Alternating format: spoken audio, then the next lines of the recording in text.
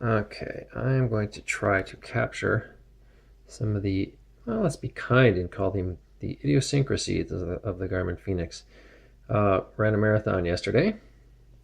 One thing that happened was the Fenix was off by more than a third of a mile, which might not sound too bad, but my many-year-old Garmin 305 was only off by something like 9/100ths of a mile. So it was much, much more accurate. The Fenix and the 305 are worn on the same wrist, and so should not have had much of a discrepancy. The Fenix was way off. So let's take a look, if we can, at the stuff I wanted to talk about in this video, which is just how bad, I guess I have to hold the menu button down here, just how bad it is to try and read your event history off the Fenix after the race. So one of the great things you can see here is, oh boy, there's my run from my marathon yesterday. Most runs, as you can see, are recorded as the event run from prior days. Yesterday's marathon isn't called a run, even though that's how it was started. It is given the name of, well, the date of yesterday, but then the date underneath is October 2nd, something 49, 2049, 1949?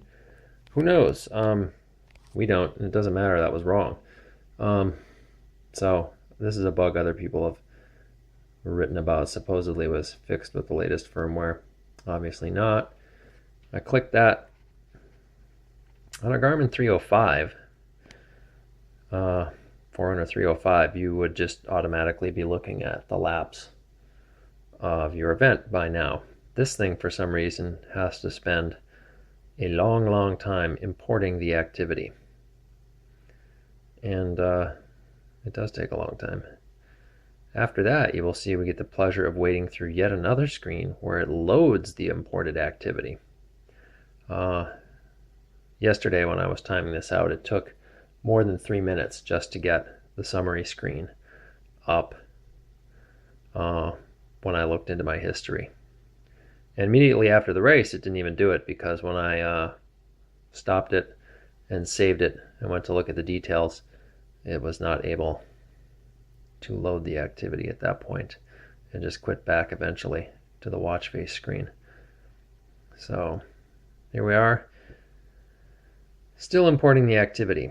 I know this is really boring, but if you consider buying a Garmin Fenix 2, this is what you have to look forward to. Let's look at the details.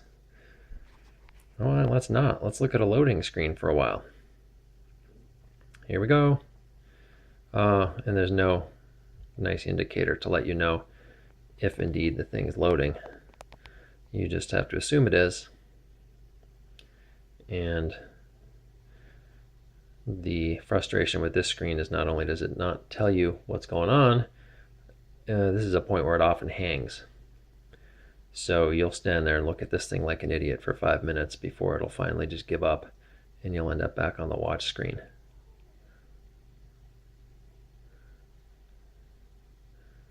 This was a marathon, and I had it do laps every half mile, since that's how I keep track of my pace, by half mile lap pace. And so the maximum laps in here are something like 53. And that would be no problem.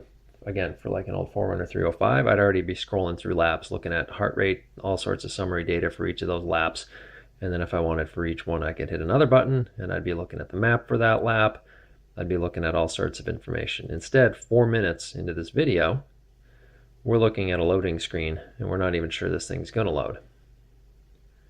This is a 6-year newer device, $450. All right, we finally got a little something here. So I'm going to hit the backlight and see if that helps us out a little bit here. Okay, so now we got a nice summary. We have to scroll through to see anything. Scroll, if you press the button once, you can see you only get this tiny little, I don't even know why it doesn't just go a line at a time. You get like this pixelated scroll thing, like bad Hollywood credits. So if you want to go fast, let's say, all right, I want to look at my half marathon split, because I started to feel kind of tired then.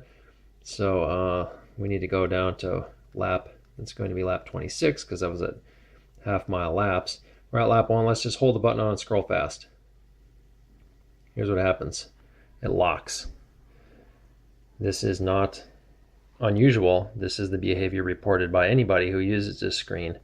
It appears to have to stop and load.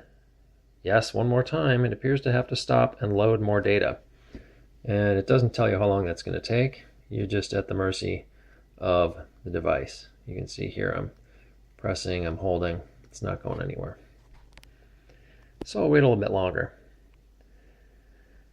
We are now 5.5 minutes into the video. We have not been able to see much information yet. Okay, it just moved. You see how far we got? For our 5.5 minutes, I'll hit the light so you can see better. We are down to lap 5. Now let's scroll and see how far we can go.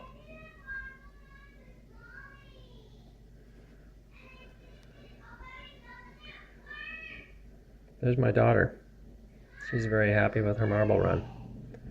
You know what? This is only on lap 6. I'm going to go play marble run because this is no fun.